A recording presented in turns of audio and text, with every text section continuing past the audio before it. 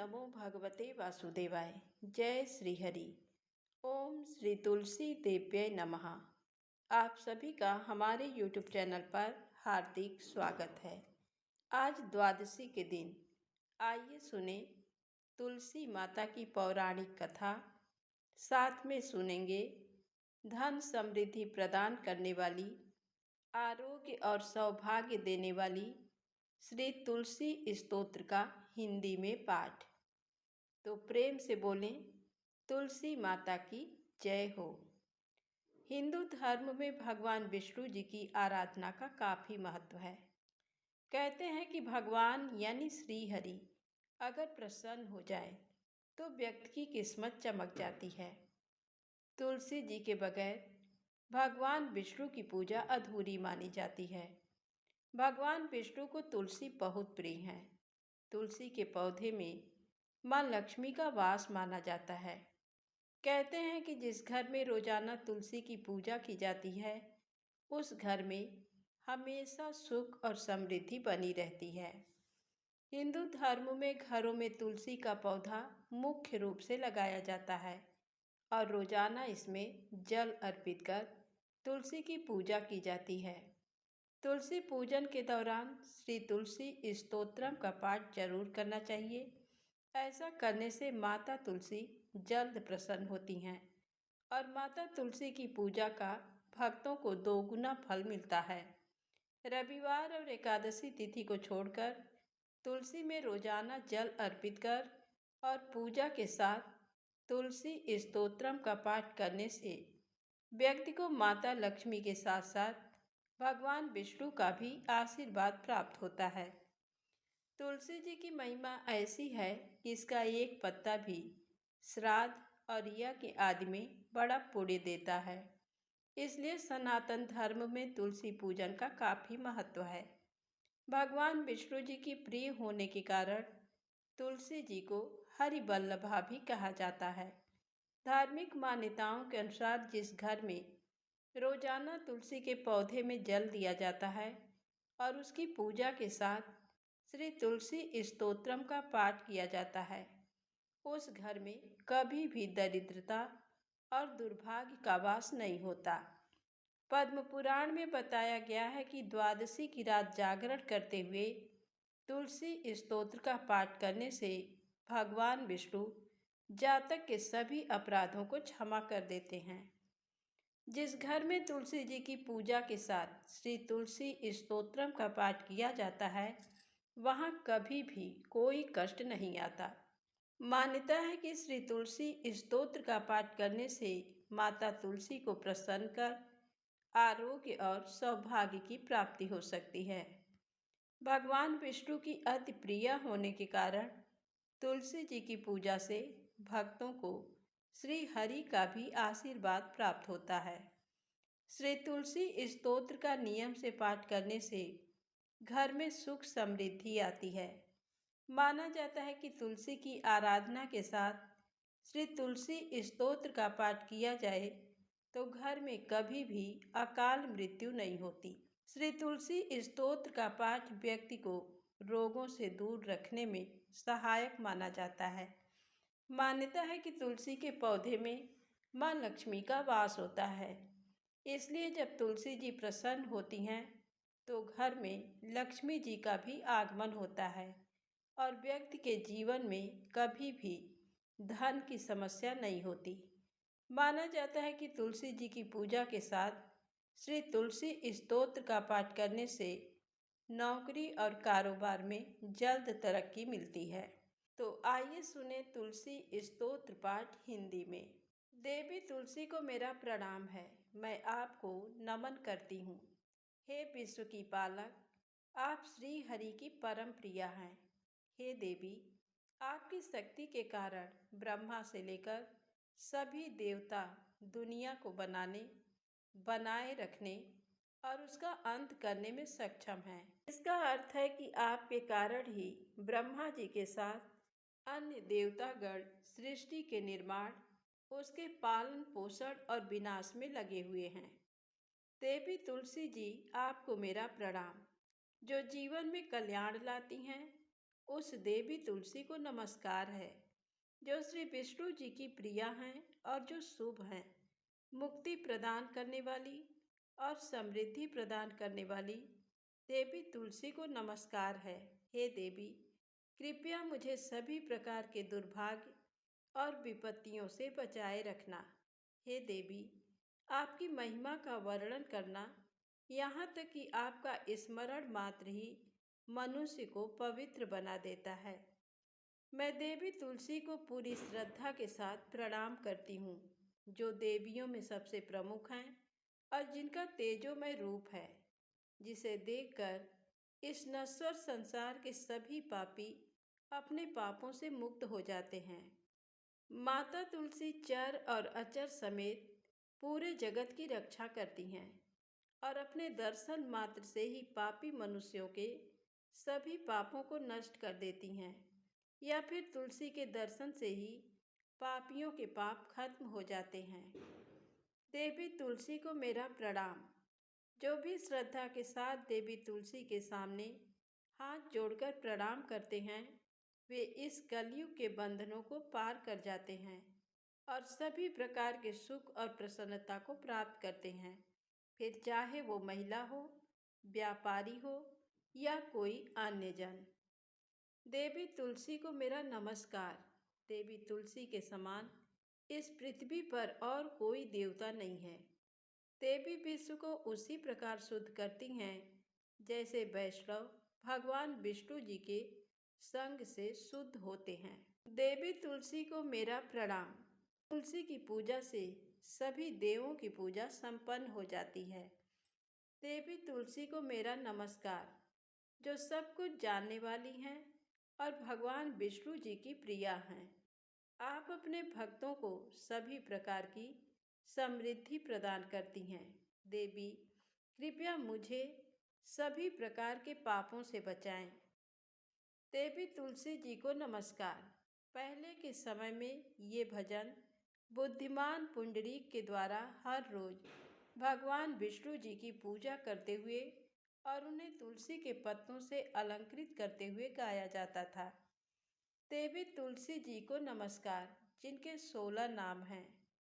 लक्ष्मी जी की प्रिय सखी, देवी, स्वर्ग, भूमि यानी पृथ्वी, अचला यानी स्थिर, चला यानी अस्थिर। देवी तुलसी के इन 16 नामों का भक्तगण पाठ करते हैं या महिमा गाते हैं। देवी के 16 नामों का पाठ करने वाले भक्त आसानी से श्री हरि की भक्ति प्राप्त करते हैं और आखिर में भगवान विष्णु जी के चरण कमलों को प्राप्त करते हैं, जिन्हें माँ तुलसी पृथ्वी, महालक्ष्मी, कमल की स्वामिनी, श्री और हरि की प्रिया के नाम से भी जाना जाता है। देवी तुलसी को मेरा नमस्कार। देवी लक्ष्मी की सखी तुलसी जी सुख प्रदान करती हैं, पापों को दूर कर देती हैं और सभी को पवित्र बनाती हैं, पुण्य प्रदान करती हैं। आपको प्रणाम है देवी तुलसी, जिनकी प्रशंसा देवर्षि नारद द्वारा की जाती है और श्री नारायण की प्रिया हैं। उन तुलसी देवी को मैं नमस्कार करती हूँ। इस स्तोत्र के द्वारा तुलसी जी का पूजन करने से मनुष्य सभी पापों से मुक्त हो जाता है और विष्णु लोक को जाता है। इस स्तोत्र को विशेष रूप से कार्तिक एकादशी, तुलसी विवाह में और कार्तिक पूर्णिमा के दिन तुलसी पूजन करते समय अवश्य सुनना या पढ़ना चाहिए, जिससे मनुष्य को अत्यंत पुण्य फलों की प्राप्ति होती है। इसके साथ ही घर में धन समृद्धि का आगमन होता है। तो प्रेम से बोलें तुलसी माता की जय हो। आइए सुने तुलसी माता से जुड़ी पौराणिक कथा। एक बुढ़िया माई थी। वह नित्य नियम से तुलसी माता की पूजा करती थी। उसके एक पोती थी, तो वह अपनी दादी को नित्य नियम से तुलसी माता की पूजा करते हुए देखकर वह भी नियम से तुलसी माता की पूजा करने लगी। अब वह रोजाना सुबह जल्दी उठती, स्नान करने के बाद में सबसे पहले तुलसी माता को जल अर्पित करती, उसी के बाद कुछ खाना पीना करती थी। धीरे धीरे उसका ये नियम बन गया कि वह तुलसी की पूजा किए बिना कुछ भी नहीं खाती पीती थी। इस तरह समय बीतता गया। समय के साथ वह कन्या बड़ी हो गई। जब वह कन्या शादी लायक हुई तो उसके माता पिता ने एक अच्छे से घर में उसकी शादी करवा दी। शादी के बाद जैसे ही वह ससुराल के लिए विदा होने लगी तो उसकी दादी माँ ने उसे एक तुलसी का गमला दिया और कहा कि बेटा नियम से इसकी पूजा ससुराल में भी करना। इससे तुम्हारे घर में सुख सौभाग्य की वृद्धि होगी। तो वह बड़ी ही खुशी से अपनी दादी माँ से उस गमले को लेकर ससुराल चली गई और रोजाना सुबह जल्दी उठती, फिर स्नान करके तुलसी माता की पूजा करती। उसी के बाद में भोजन या नाश्ता करती थी। ससुराल में उसके दो जेठानियां थीं। वह उसे इस तरह पूजा पाठ करते देखती तो ईर्ष्यावश उसका मजाक उड़ाती थी। कहती कि बड़ी आई नियम धर्म वाली, सारे शास्त्र तू ही जानती है। सुबह का कामकाज ना करना पड़े इसीलिए बहाना बनाकर तुलसी की पूजा करने के लिए बैठ जाती है। ऐसा करते करते एक दिन दोनों जेठानियों ने कहा कि क्यों न आज हम इसका गमला छुपा देते हैं, देखते हैं कि ये पूजा कैसे करेगी। तो उन्होंने ले जाकर एक जगह तुलसी का गमला छिपा दिया। वह कन्या स्नान करके इधर उधर गमला ढूंढती रही।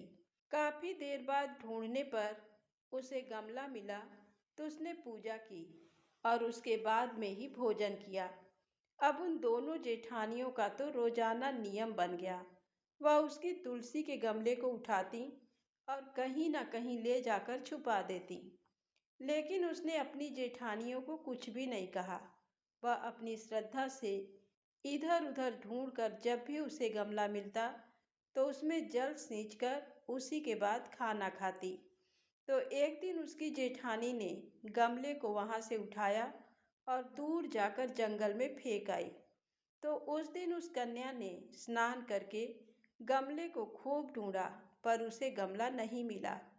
तो वह बहुत परेशान हो गई और दुखी होकर अपने कमरे में बैठ गई और उसने खाना भी नहीं खाया क्योंकि उसका नियम था वह पूरा नहीं हुआ।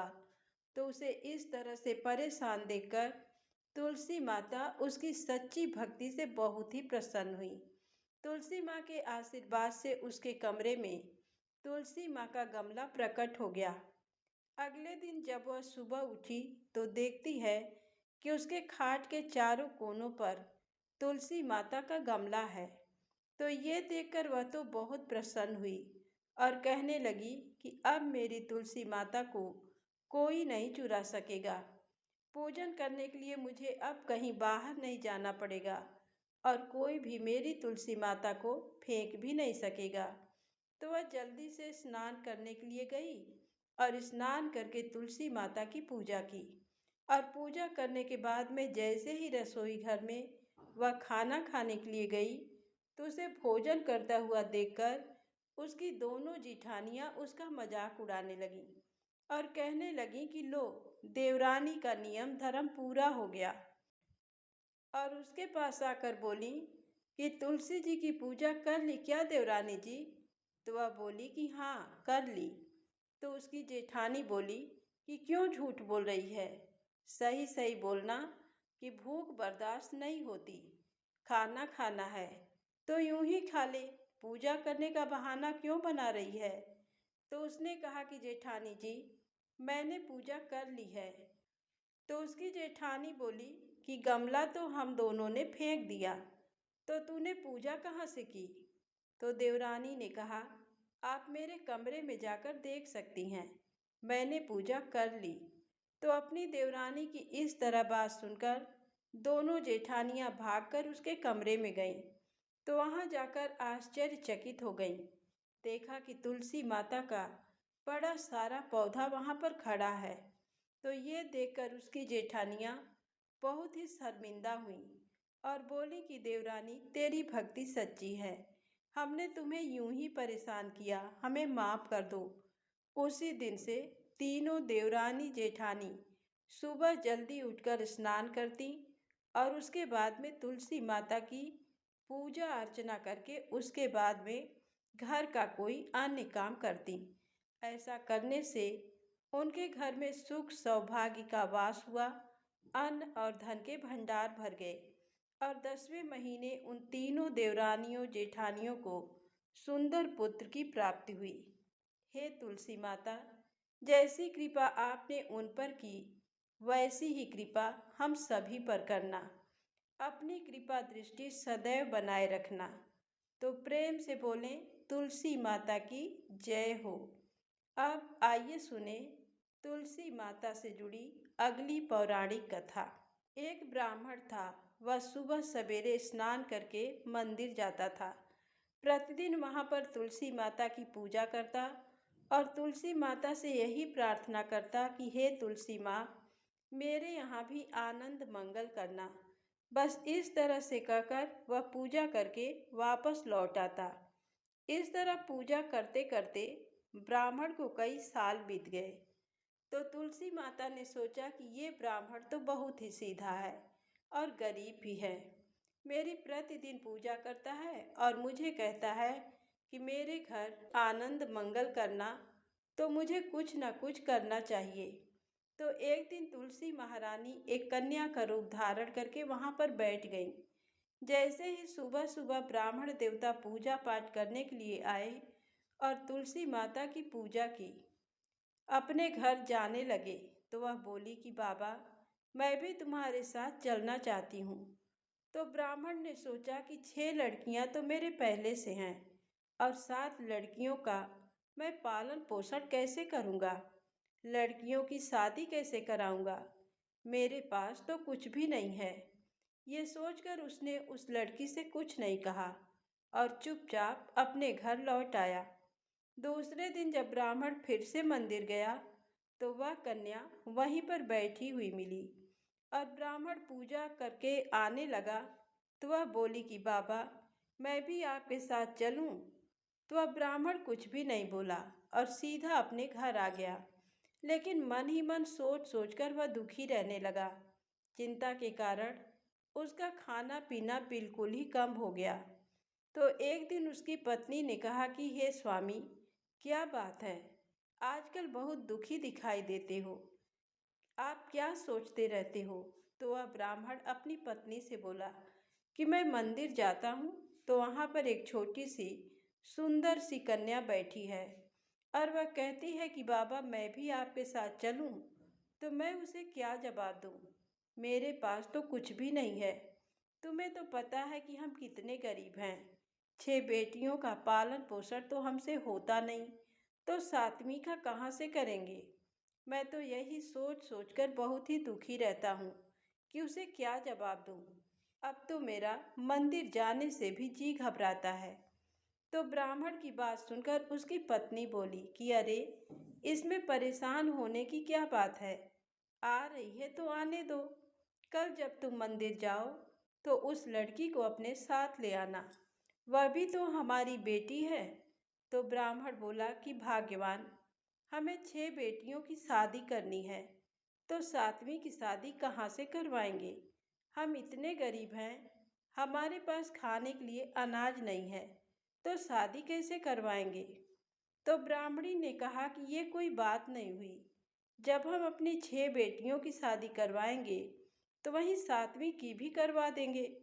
अगर उसने हमारे घर जन्म लिया होता, तो क्या हम उसे घर से निकाल देते। तुम मेरी बात मानो और कल उसे अपने साथ ले आना, मैं इंतजार कर रही हूँ। तो दूसरे दिन सुबह सवेरे स्नान करके जब ब्राह्मण मंदिर को गया और पूजा पाठ करके लौटने लगा, तो उस कन्या ने कहा कि बाबा, मैं आपके साथ चलूं। तो ब्राह्मण बोला कि चल बेटा। तो वह उसको लेकर घर आ गया। तो उसे देखकर उसकी माँ और उसकी 6 बहनें बहुत ही खुश हुईं। वह अपनी बहनों के साथ बहुत ही खुश रहती थी और अपनी माँ का भी काम काज में हाथ बटाती थी। जब तुलसी माता कन्या के रूप में ब्राह्मण के घर आई, तो उसी दिन से ब्राह्मण के तो भाग्य खुल गए। उसकी पंडिताई का काम बहुत ही अच्छे से चलने लगा। दूर दूर के गांव से उसे बुलावा आने लगा। दूर दूर के गांव में ब्राह्मण की खूब प्रशंसा होने लगी। ब्राह्मण के तो ठाठ हो गए। सुख सौभाग्य का वास हो गया। अन्न धन के भंडार भर गए। एक दिन ब्राह्मण ने अपनी पत्नी से कहा कि हमारी सातवीं बेटी तो बहुत ही भाग्यशाली है। उसके आने से हमारे तो भाग्य खुल गए। तो ब्राह्मणी बोली कि आप बिल्कुल सच कह रहे हैं स्वामी, मैं भी आपसे एक बात कहना चाहती हूँ। हमारी सातों बेटियाँ विवाह योग्य हो गई हैं। अच्छे से घर बर तलाश करके उनकी शादी कर दीजिए। तो ब्राह्मण ने कहा कि ये तो तुम बिल्कुल ठीक कह रही हो। तो दूसरे दिन जब ब्राह्मण पूजा अर्चना करने के बाद में तैयार होकर कहीं जा रहे थे, तो सातवीं बेटी ने कहा कि बाबा, आज तैयार होकर आप कहाँ जा रहे हैं? तो ब्राह्मण ने सारी बात बताई।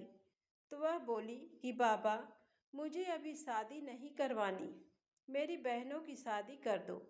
मैं उनकी शादी में नाचना चाहती हूँ और मेरी शादी बाद में करना। तो इस तरह से फिर उसकी 6 बहनों की अच्छे घर में शादी तय कर दी और तुलसी माता की कृपा से उनके घर में सारे जेवर, कपड़ा, खाना सब कुछ तैयार हो गया और उन सभी बहनों की अच्छी धूमधाम से शादी हुई और वह सभी अपने अपने ससुराल चली गईं। अगले दिन ब्राह्मण सुबह सवेरे उठे तो देखा कि आंगन के बीचों बीच एक तुलसी का पौधा है। तो ब्राह्मण को देखकर ये बहुत ही आश्चर्य हुआ कि मेरे आंगन में तुलसी का पौधा कैसे आया।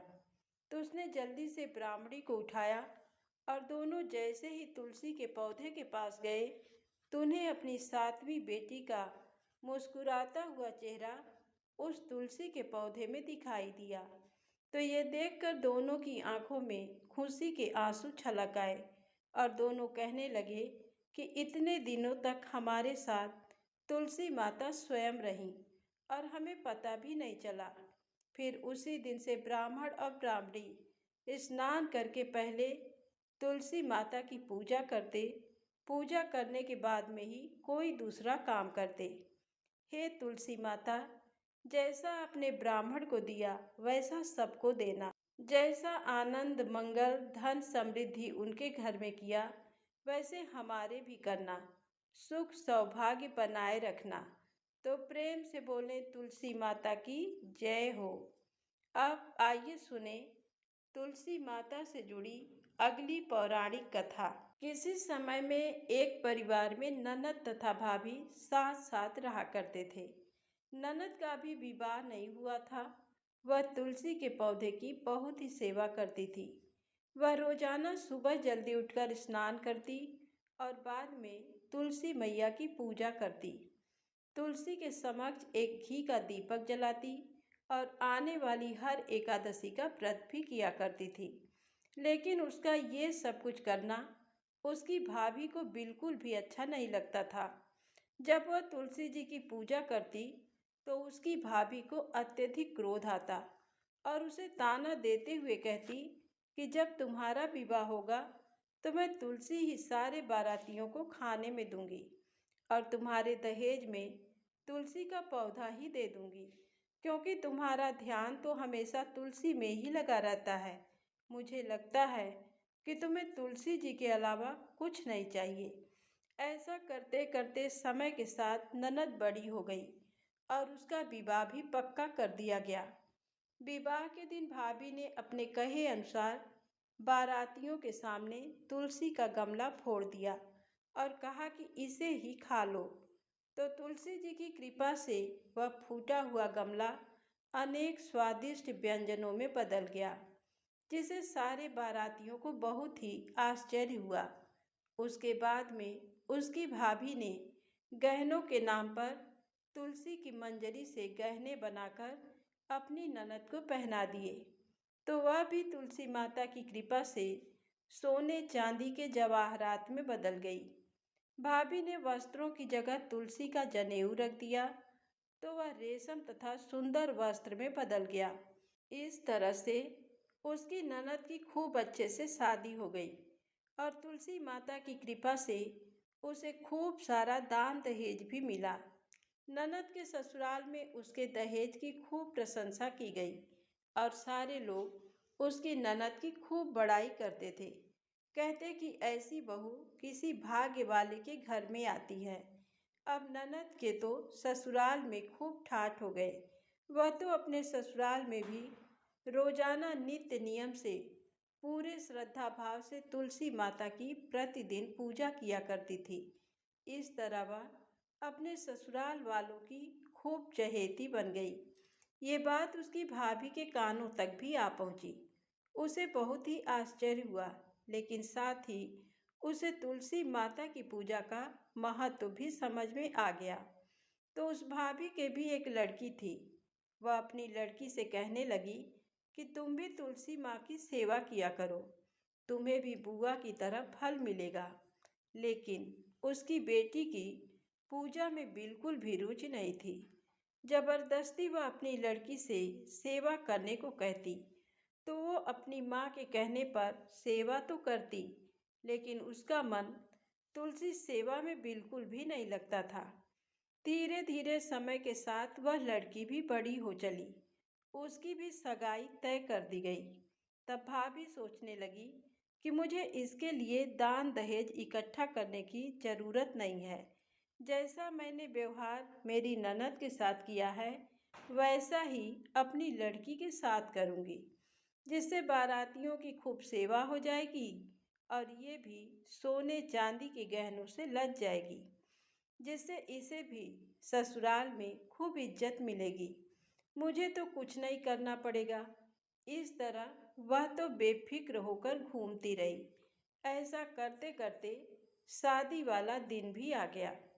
जैसे ही बारात आई तो उसने बारातियों के सामने तुलसी का गमला फोड़ दिया, लेकिन इस बार गमले की मिट्टी मिट्टी ही रही। तो सारे बाराती कहने लगे कि ये क्या तरीका है, बारातियों का ऐसा स्वागत हमने तो आज तक कहीं नहीं देखा और ना ही सुना। बारातियों का इस तरह से स्वागत किया जाता है। इस तरह बोल बोलकर वह भला बुरा कहने लगे। तो भाभी तो चुपचाप खड़ी हुई देखती रही। उसकी समझ में कुछ नहीं आ रहा था, लेकिन जैसे ही उसके फेरों का समय आया तो उसने अपनी बेटी के गले में तुलसी के मंजरी से गहने बनाकर डाल दिए। लेकिन अब की बार मंजरी तथा पत्ते वैसे ही रहे। जनेऊ ने भी अपना रूप नहीं बदला। अब सभी लोग बाराती सारे भाभी की बुराई कर रहे थे। किसी बड़े बुजुर्ग के समझाने पर उन दोनों का विवाह तो करवा दिया गया और बारात अपने घर चली गई। लेकिन सारे बाराती भाभी की बुराई कर रहे थे और लड़की जैसे ही ससुराल पहुंची तो उसके ससुराल वाले लड़की की भी बुराई करने लगे। उस लड़की की शादी में उसकी बुआ को नहीं बुलाया था। जब से वह इस घर से ब्याह कर गई थी, तब से वह अपने ससुराल में ही रहती थी। उसकी भाभी कभी भी अपनी ननद को अपने यहाँ नहीं बुलाती थी। तो एक दिन उसके भाई ने सोचा कि मैं मेरी बहन से वहीं पर मिलकर आ जाता हूँ और उसे बता देता हूँ कि तुम्हारी भतीजी का विवाह कर दिया। तो उसने अपनी पत्नी से कहा कि मैं अपनी बहन से मिलने के लिए जा रहा हूँ, कुछ मिठाई और उपहार मेरी बहन के लिए दे दो। तो भाभी ने थैले में जवार भरकर कहा कि ये लेकर जाओ, और कुछ नहीं है मेरे पास ले जाने के लिए। तो भाई बहुत दुखी हुआ और दुखी मन से बहन के पास चल दिया। रास्ते में सोचता रहा कि कोई भाई अपनी बहन के घर जवार लेकर कैसे जा सकता है।